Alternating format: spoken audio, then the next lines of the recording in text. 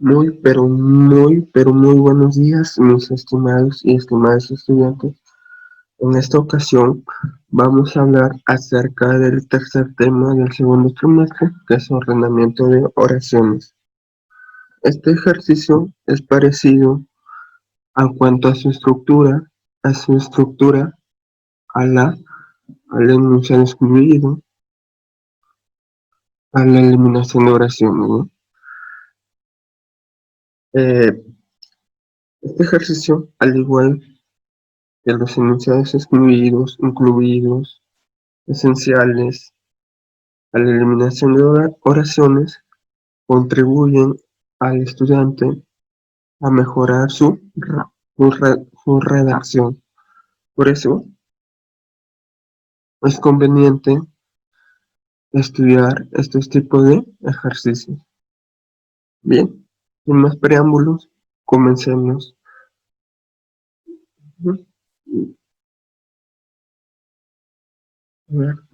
Como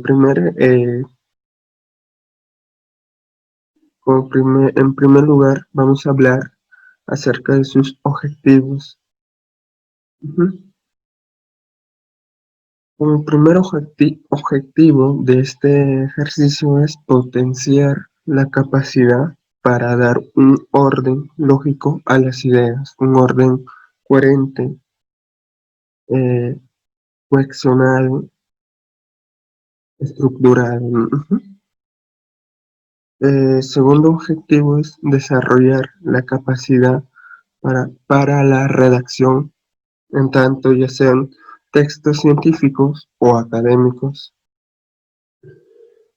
Último objetivo es cualificar o medir la capacidad de interacción o comunicacional en el estudiante. Muy bien, eso es en base a sus objetivos. Ahora vamos a hablar acerca de la introducción. Es muy importante estudiar este ejercicio porque nos ayuda en el plano de la redacción. También porque tiene que ver con la necesidad de preparar a los alumnos para la redacción de trabajos universitarios. Un estudiante que no sepa redactar, que muestre impetu en sus discursos escritos, afrontará serios problemas al momento de presentar sus trabajos monográficos. Si las ideas expuestas no siguen un patrón expositivo, o sea, coherente, cohesionado, entonces carecerá de claridad y entendimiento.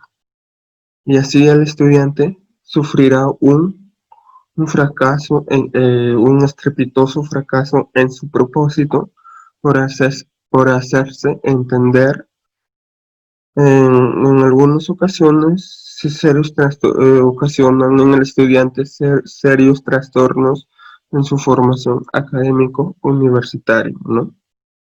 Eso es en base a lo que nos sirve estos tipos de ejercicios, ¿no? En base a mejorar nuestra redacción para el futuro, ¿no? Como ustedes sabrán, ustedes van a ingresar a la universidad y es necesario que eh, sepan ustedes sepan redactar un trabajo, hacer un texto estructurado. Muy bien, eso es en base a su introducción de este tema. Ahora vamos a ver a la definición. Este ejercicio de actitud verbal se denomina plan de redacción, también se le conoce al esquema de carácter lógico-deductivo integrado por un conjunto ordenado de enunciados que sirven de base para la construcción de un texto completo, ya sea ensayo, monografía, relato, obviamente que debe estar coherentemente estructurado.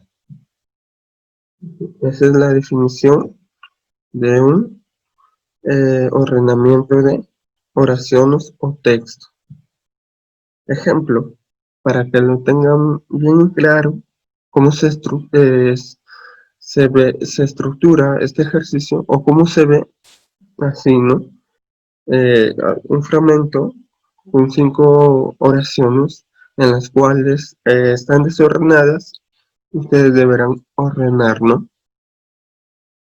Muy bien, eso es en cuanto a la definición y de un ejercicio, de un ordenamiento de oraciones. Ahora vamos a ver, hablar acerca de su estructura.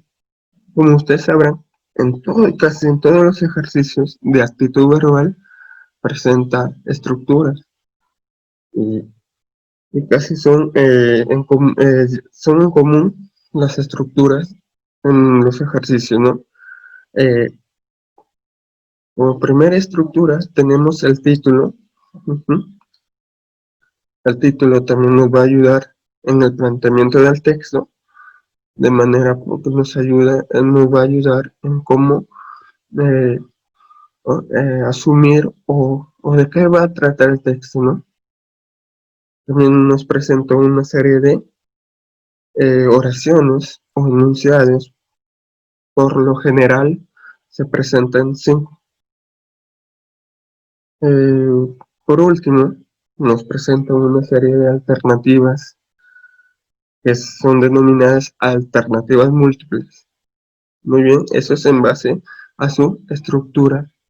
Ahora vamos a hablar acerca de los criterios de ordenamiento. Como ustedes sabrán, en todo ejercicio se basa en criterios. Ujú. En este ejercicio hay 6 criterios de ordenamiento de oración. El primer criterio es analítico, el segundo es cronológico, el tercero es causal, el cuarto es metodológico o procesal, eh, el quinto es lógico o discursivo y el último es criterio de escala de subjetivo o subjetiva. Vamos a hablar de manera profunda del primer criterio. Ujú. Ahí lo he hecho de una manera muy didáctica para que entiendan de manera clara, ¿no? He hecho un esquemita, un cuadro comparativo donde hay un criterio o un ejemplo, ¿no?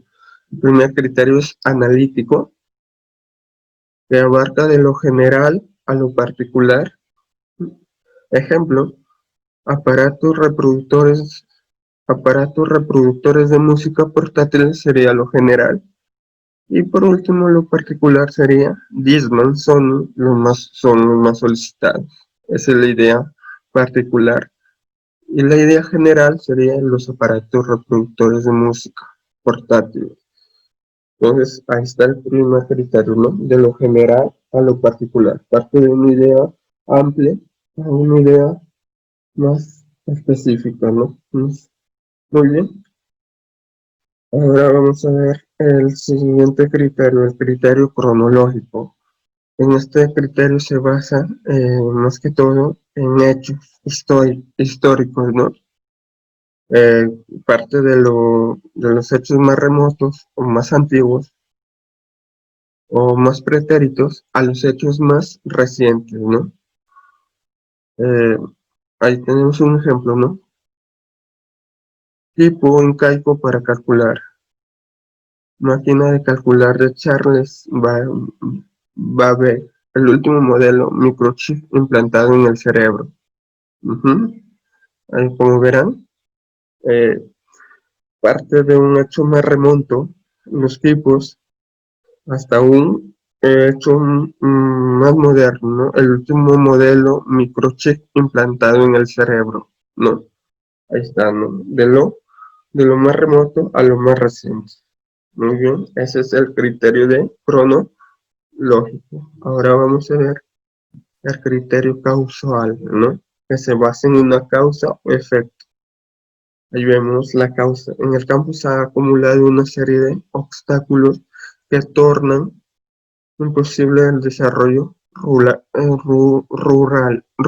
¿no? Esa sería la causa. El efecto sería que genera hacinamiento, desempleo y delincuencia. Esos serían los efectos en base al primer enunciado que hemos visto. Muy bien, ese es el criterio causal. Ahora vamos a ver el criterio procesal. O procesal también denominado metodológico. Va a partir de una etapa inicial para luego terminar, para concluir en una etapa final, obviamente, ¿no? Ejemplo, primero inicia con la observación de los hechos y termina con la conclusión de las investigaciones. Muy bien, eso sería en base al criterio metodológico o procesal. Metodológico o procesal. Muy bien. Ahora vamos a ver el criterio lógico. El criterio lógico o discursivo se caracteriza por la presencia de términos que le dan cohesión o hilación al texto. Acá, más que todo tiene que ser que el texto tenga que ser coherente, cohesionado, en base a que se utilicen los conectores, ¿no?, adecuados. Muy bien. Ejemplo, el vocabulario del infante es escaso. El vocabulario del infante es escaso. Sin embargo, a partir de los 2 años se incrementan considerablemente. Ahí está, este conector, sin embargo, da la continuidad, ¿no?, del primer enunciado. Luego dice, además debemos señalar que resulta determinante en la comprensión lectora. Muy bien, ahí está. Más que todo, en este criterio se basa en en el buen uso de los conectores lógicos, ¿no? En este caso, hemos visto dos conectores lógicos, ¿no? Sin embargo, y el además, que coaccionan o dan hilación, en este caso, a, a este conjunto de textos. Muy bien, ahora vamos a ver el criterio de escala de subjetividad o subjetivo, ¿no? Ahí es parte de lo más discutible a lo menos discutible. Ejemplo, lo más discutible sería ingresar a la universidad es una obra divina, lo más discutible. Pero lo menos discutible sería ejercitación de nuestras actitudes matemáticas y verbales. No, dice, ingresar a la universidad es una obra divina, constituye solo una capacidad masculina, ejercitación de nuestras actitudes matemáticas y verbales. O sea, parte de lo más importante del texto, de lo más primordial, ¿no?, de lo más discutible, a lo menos discutible, a lo menos importante, ¿no? Eso es en base a la escala de subjetividad. Muy bien, eso ha sido en base a los criterios de ordenamiento.